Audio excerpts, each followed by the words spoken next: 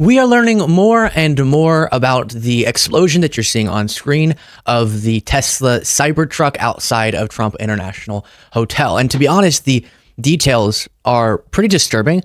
I want to get to, because it gives us a lot of insight into why this happened. It's being investigated as a suicide, death by suicide of Matthew Livelsberg, but one that was meant to send a message, to make a point. And that's what we'll get to in his manifesto. And so wait for that. But I before that, I do want to get into a few other things to add context before that. I will say a lot of this has to do with clearing up false notions about what people were speculating about. It's always important, as I say so often, that we don't spin ourselves into a frenzy speculating and just wait for the investigation to play out and for us to get more information. So I'll just give you what we know as of now, and you can mark in your head today, Saturday, January 4th, is when I'm recording this. And this is what we know now. Things could change. We could get more information. And that goes as well for the New Orleans massacre that happened near a similar time. And that's a part of the thing that's being cleared up is a lot of people, because of the timing and the fact that both individuals were in the military. Was this a coordinated attack? Was this a two-front attack? As we get more information, it seems to be that's not the case. There's not a link there. The Washington Post does report that Tesla Cybertruck driver struggled with mental health, investigators say. Authorities say U.S. soldier Matthew Livelsberg died by suicide in a Tesla Cybertruck that exploded at the Trump International Hotel in Las Vegas. In the manifesto, it specifies that this wasn't a terrorist attack. This wasn't meant to hurt people, even though it did cause injuries, but the only death was Matthew Livelsberg himself. A clearer portrait emerged Friday of the active duty U.S. soldier found dead in a Tesla Cybertruck that exploded outside the Trump International Hotel in Las Vegas. Another false notion that's being cleared up here is that this was a left-wing attack or was an ISIS attack. We heard about the ISIS flag in the New Orleans massacre, and that made people think, was this a part of that, as I mentioned before, and was it ISIS motivated? From the writings here, does not seem to be the case on either of those. And one of the reasons that's the case is, and we'll see more specifics in the manifesto, but CNN does report that a relative close to Livelsberg said, quote, when President Trump was in office, he would comment on his Facebook page about the things President Trump had said or done and how he's helping the military. Matt had a lot of respect for Mr. Trump. He just loved the guy. So definitely not, as some MAGA folks were asserting, a left-winger trying to send a message with the Cybertruck and the Trump Hotel oppositional to those two figures being Musk and Trump. One of the, quote, FBI special agent says, although this incident is more public and more sensational than usual, it ultimately appears to be a tragic case of suicide involving a heavily decorated combat veteran who is struggling with PTSD and other issues. And that's what's really a big takeaway from this. The tragedy of an active duty military member, a Green Beret, dealing with so many mental health issues that ultimately he took his own life in this sort of way, shooting himself in the head, and then a bunch of fireworks in the Tesla and fuel and different explosives, causing it to explode after he had shot himself in the head, and emphasizing the importance of taking care of current and former military members, because it can, when that doesn't happen, lead to this just absolutely horrifying outcome. So here are some law enforcement officials, and they'll touch a little bit on some of the quotes. And then since this press conference, we've actually obtain access to what's being alleged to be his manifesto. We'll talk about that. We're important to share for now. One is in the note application, he seemed to have two letters. One letter in particular, as you can see here, this is an excerpt from that letter. He says, fellow service members, veterans, and all Americans, time to wake up. We are being led by weak and feckless leadership who only serve to enrich themselves. He goes on to explain a variety of other grievances and issues, some political, some personal, a variety of other things, which we will do our best to release very quickly here. But then there's a second letter where there's some more excerpts. This one seems to be dated after the fact in that notes application. And in there, you can read a couple of the excerpts. We are the United States of America, the best country, people to ever exist. But right now, we are terminally ill and headed towards collapse. This was not a terrorist attack. It was a wake-up call. Americans only pay attention to spectacles and violence. What better way to get my point across than a stunt with fireworks and explosives? Why did I personally do it now? I need to cleanse my mind of the brothers I've lost and relieve myself of the burden of the lives I took. I'd like to just also expand on that and understand that these are just excerpts. In there, he does offer additional information that is varying on the spectrum in terms of political grievances, issues about the conflicts elsewhere, not here, domestic issues, societal issues, a variety of other things, including personal challenges as well. Mm-hmm. So again, so tragic. Let's go ahead and read, as they're being described, Livelsberg's letters, and reading this just to give insight into what caused someone in such a visual way, symbolic way, to take his own life. Fellow service members, veterans, and all Americans, he wrote, time to wake up. We are being led by weak and feckless leadership who only serve to enrich themselves. Military and vets move on DC starting now. militias facilitate and augment this activity. I guess he's calling for some sort of uprising. Occupy every major road along federal buildings and the campus of federal buildings by the hundreds of thousands. Lock the highways around down with semis right after everybody gets in. Hold on to the purge. Hold on until the purge is complete. Just disturbing. Try peaceful means first, but be prepared to fight to get the Dems out of the federal government and military by any means necessary. They all must go, and a hard reset must occur for our country to avoid collapse. Clearly not a left-winger. And then he said, we are the United States of America, the best country people to ever exist. But right now we are terminally ill and headed toward collapse. We are crumbling because of a lack of self-respect, morals, and respect for others. Greed and gluttony has consumed us. The top 1% decided long ago they weren't going to bring everyone else with them. You are cattle to them. We have strayed from family values and corrupted our minds. And I am a prime example of having it all, but never being enough. A lot of us are just sitting around waiting to die. No sunlight, no steps, no fresh air, no hope. Our children are addicted to screens by the age of 2. We are filling our bodies with processed foods. Our population is too fat to join the military, yet we are facing a war with China, Russia, North Korea, and Iran before 2030. We must take these actions if we are going to make it past the next few years in one piece. We must end the war in Ukraine with negotiated settlement. It is the only way. Focus on strength and winning. Masculinity is good and men must be leaders. Strength is a deterrent and fear is the product. Weeded out those in our government and military who do not idolize. Number 2, the income inequality in this country and cost of living is outrageous. The number of homeless on the street is embarrassing and disgusting. Have some pride and take care of this. Stop obsessing over diversity. We're all diverse and DEI is a cancer. Thankfully, we rejected the DEI candidate and will have a real president instead of weakened at Bernie's. We must move on from the culture of weakness and self-enrichment perpetuated by our senior political military leaders. We are done with the blatant corruption. Our soldiers are done fighting wars without end states or clear objectives. This was not a terrorist attack. It was a wake-up call. Americans only pay attention to spectacles and violence. What better way to get my point across than a stunt with fireworks and explosives? Why do I personally do it now? I need to cleanse my mind of the brothers I've lost and relieve myself of the burden of the lives I took. Consider this last sunset of 2024 and my actions the end of our sickness and a new chapter of health for our people. Rally around the Trump, Musk, Kennedy, and ride this wave to the highest hegemony for all Americans. We are second to no one. So you can see from what I read to you there being alleged to be these letters that were found in his phone, someone who is a hardcore Trump supporter who bought into a lot of the MAGA ideals and then was dealing with severe mental health issues as a product of his time serving. And those two combined to him doing this. And it is heartbreaking and scary to know that someone can get here feeling like this is the outcome necessary based on the stuff that he was fixated on. And I won't even go through and address the specifics of what he said. I've addressed each individual idea that he outlined there before, but that's not really, I don't think that's appropriate in this moment, like the DEI candidate talking point, stuff like that. But instead, that we can probably rule out this being connected to the New Orleans ISIS flag guy.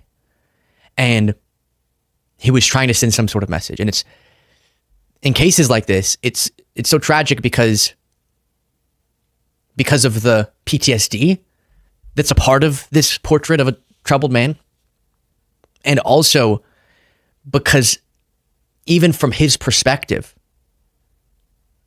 taking his own life is not going to be the way to address the things that he's saying he's trying to address with this. And then he also is ultimately making this decision because of his own torment from being in war. Now, Newsweek is reporting on this. Matthew Leibelsberg alleged manifesto read full email sent to retired soldier. He sent to this guy named, who was platformed by the Sean Ryan show, this guy named Sam Shoemate.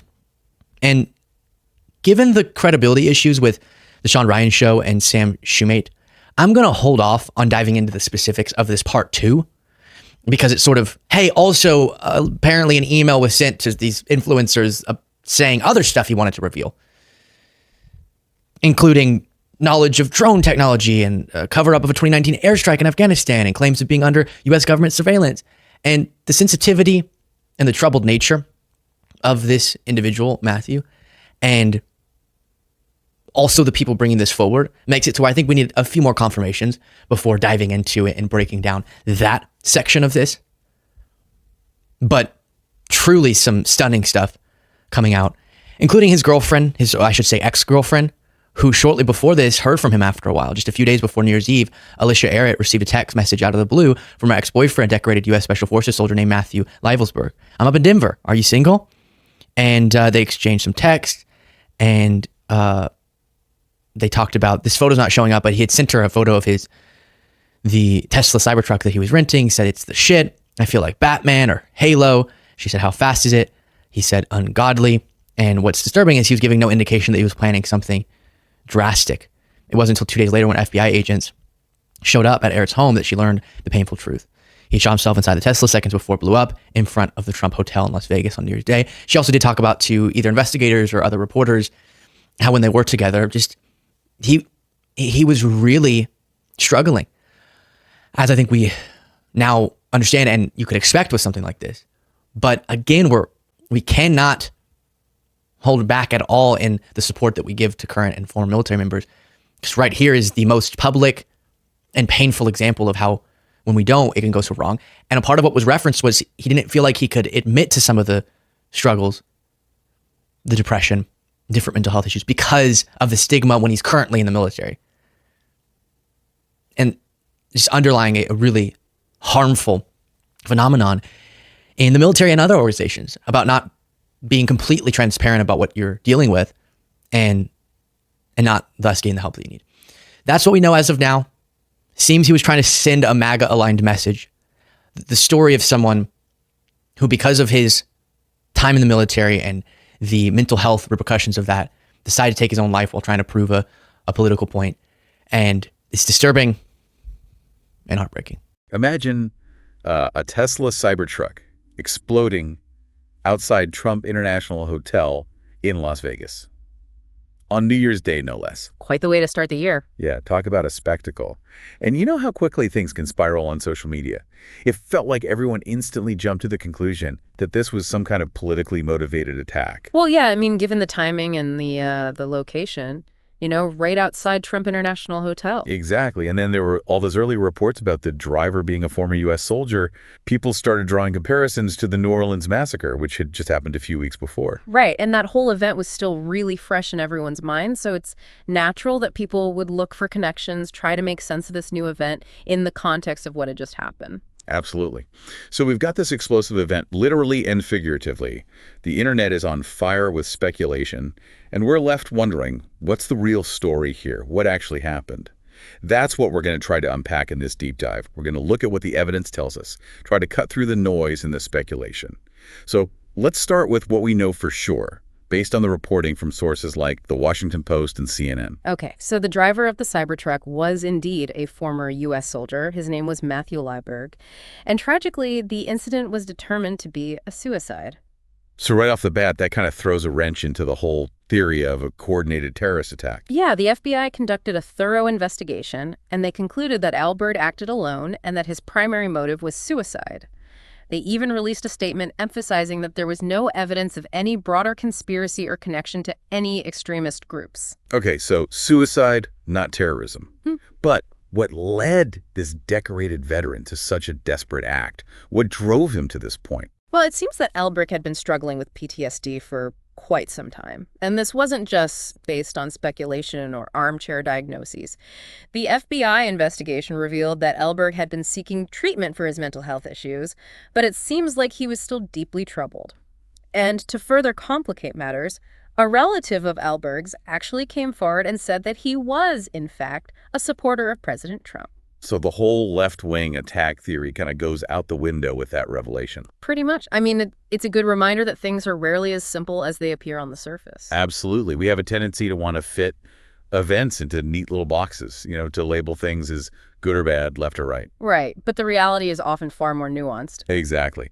And in this case, we have a decorated veteran, someone who dedicated his life to serving his country, who is clearly struggling with some very real and very serious demons. And those demons, it seems, weren't rooted in some grand political conspiracy, but in the deep psychological wounds of war. And that in itself is a tragedy. A reminder of the hidden costs of conflict, the toll that war takes not just on the battlefield, but on the minds and souls of those who fight in our name. Okay, so we've established that this was a suicide, driven by PTSD, and not a politically motivated attack. But there's still the question of why. Why did Elbrick choose to end his life in such a public and dramatic way? And why did he choose that specific location, Trump International Hotel, on New Year's Day no less? Those are excellent questions, and to answer them, we need to delve into Layberg's manifesto, because in the days leading up to the event, he actually posted a lengthy document online outlining his motivations, his beliefs, and his grievances against society. And it's in this document that we start to see a clearer picture of what led him to this point. So the manifesto becomes a crucial piece of the puzzle. It's our window into Olberg's mindset, his worldview, his motivations. Exactly. And while it's a disturbing read in many ways, it's also essential for understanding the complexities of this case. So let's dive into that manifesto. Let's see what it can tell us about the man behind the explosion. All right, so Lemberg's manifesto, it's a mix of political and societal critiques. He rails against income inequality, the rising cost of living. He's very critical of what he sees as a decline in American leadership and the state of the military. He definitely seems to have been feeling very disillusioned with the state of the country, like the America he fought for was no longer the America he was living in. Yeah, and he expresses this disillusionment in very strong terms. He calls for an uprising, for people to wake up and see what he believes is happening to the country. He even writes, Americans only pay attention to spectacles and violence. What better way to get my point across than a stunt with fireworks and explosives? Right, and that quote really gets to the heart of why he chose to end his life in such a public and dramatic way. He wanted to make a statement, to shock people into paying attention to the issues he felt so strongly about. So he saw this as a kind of wake-up call, a desperate attempt to shake people out of their apathy. Exactly. And while his methods were clearly extreme and ultimately tragic, it's clear that he felt deeply about these issues, that he believed he was acting out of a sense of patriotism, a desire to save the country from what he saw as its inevitable decline. It's a really fascinating and disturbing paradox. This man who loved his country so much, who was willing to sacrifice his life for it, ultimately felt so betrayed by that same country that he chose to end his life in such a violent and public way. Absolutely. And it speaks to the deep psychological wounds he was carrying, the trauma of his war experiences, the disillusionment with the state of the world, and this desperate need to be heard to make a difference, even if it meant sacrificing everything. But there's another piece to this story, isn't there? Something that adds another layer of complexity to Elberg's motivations. Yes, there's an email that Elberg allegedly sent to a retired soldier named Sam Schumet. And the contents of this email, well, they take the story in a whole new direction. Okay, so we've got the explosion, the manifesto, and now this mysterious email. Each one adds a new layer to this already complex and tragic story. Exactly. And before we can fully understand what happened that New Year's Day in Las Vegas, we need to examine each of these elements carefully, piece together the puzzle, and try and make sense of the man behind the explosion. So let's dig into that manifesto in more detail. Okay, so we're diving into Ellsberg's manifesto now. And it's a tough read. It's full of anger, frustration, a real sense of betrayal. Like he felt like the country he'd fought for had abandoned him and everything he believed in. You definitely pick up on that. This feeling that the America he knew, the ideals he thought he was defending, they were slipping away, being corrupted by, well, he calls it a culture of weakness. Yeah, there's a lot of that. Like he really goes after this perceived decline in American power and influence. And he's especially scathing when it comes to the military establishment. Oh yeah, he doesn't hold back. There's this one line that really jumped out at me. He writes, "The military-industrial complex has become a monstrous beast, feeding on the blood of our young men and women for profit and power." It's harsh, but it's a sentiment that you hear more and more from veterans of these recent conflicts, right? This sense that they were used, that the people making the decisions, the ones sending them into harm's way, are totally disconnected from the realities of war. Absolutely. And it feeds into this feeling of being betrayed, of being disposable. Exactly. And it's not just the military that Elberg has a problem with. He's really concerned about American society as a whole. The growing gap between the rich and poor, what he sees as the erosion of traditional values. A lot of anxieties that resonate with a lot of people, even those who wouldn't go to the extremes that he did. Right. And it's all tied up in this question he keeps coming back to. What is America fighting for if its own citizens are struggling to survive? If the American dream is just that, a dream. Yeah, that comes through loud and clear in the manifesto. But then there's another layer, a very personal layer. The trauma of his combat experiences. The things he saw. The people he lost. The guilt he carried. It's all right there in his words. It's heartbreaking. He talks about the nightmares, the flashbacks, the anxiety, the feeling of being completely alone with all of it. He even writes about trying to drown it all out with alcohol and drugs, trying to find some way to escape the memories. And it just underscores the point that we need to do better for our veterans. We need to understand the invisible wounds of war, the toll that trauma takes, and we need to create a culture where seeking help for mental health issues is seen as a sign of strength, not weakness. Couldn't agree more. But what's really chilling is that even with all this pain, all this anger and disillusionment, there are moments in the manifesto where you see Ellsberg almost romanticizing his plan. Yeah, like he's convinced that this grand gesture, this violent act, is the only way to get people's attention. To force them to wake up and see the world as he sees it. Exactly. And that brings us back to this email, the one he sent to Sam Schumett. Because this email takes us from the personal, the internal struggles of one man into something much larger, much more, well, conspiratorial. Okay, so we're about to head down the rabbit hole. The manifesto laid out Ellsberg's personal and political motivations. But this email, this is where things start to get really strange, right? This Schumett email, it reads like something out of a Tom Clancy's novel. Talk about a curveball. Yeah, I mean, we go from Ellsberg's personal struggles and his political disillusionment to claims about advanced drone technology that can basically mimic human behavior, even carry out assassinations. It's a pretty wild leap. And Ellsberg seems to have bought into it completely. He's alleging that this tech was used in a 2019 airstrike in Afghanistan, an incident that was officially reported as a friendly fire incident. Right, he's claiming it was a cover-up, that the Right. government intentionally used this advanced drone to eliminate a target and then made it look like an accident. And he goes even further, right? He suggests that this same technology is being used for domestic surveillance, that the government is using it to spy on its own citizens, targeting anyone they deem a threat. It's definitely a disturbing thought, and whether or not there's any truth to these claims, it's clear that Ellsberg believed them, and it just fueled his paranoia, his sense that the system was rigged against him. It's like this email pushed him over the edge, gave him this external enemy to focus on, this shadowy force that he felt he needed to expose, even if it meant sacrificing his own life. And it's important to acknowledge, even if we don't necessarily agree with him, that these fears, these anxieties about government overreach and surveillance, they're not unique to Ellsberg. They're part of a larger conversation that we're having as a society, especially in this age of rapidly advancing technology. Absolutely. I mean, look at the Snowden revelations, the debates about facial recognition technology, data privacy. These are all very real concerns. And whether or not Ellsberg's specific claims about this drone technology are true, they tap into this underlying anxiety that many people feel about the potential for misuse of power, the erosion of individual liberties. Exactly. And it's something we need to be talking about, debating, and holding our leaders accountable for.